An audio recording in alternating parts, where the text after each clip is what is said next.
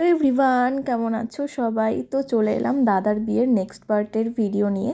তো এখানে দাদার গায়ে হলুদ হচ্ছিল, এই যে আমরা সবাই একটু পোস্ট টোস্ট দিয়ে ছবি তুলছিলাম, তারপরে দাদাকে হলুদ মাখিয়ে তো পুরো ভূতই করে দিলাম।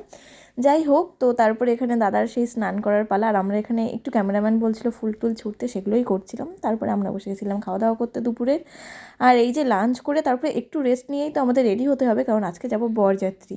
তো এই যে আমরা সন্ধেবেলা বেরিয়েও গেছি বরযাত্রী যাওয়ার জন্য। আর এই ছিল বিয়ের ভেন্যু, বেশ সুন্দর করেই সাজিয়েছিল জায়গাটা। আর এই দেখো আমাদের বৌদিমণিরও এন্ট্রি ঘটে আছে, মানে চলে এসছে বৌদিমণি।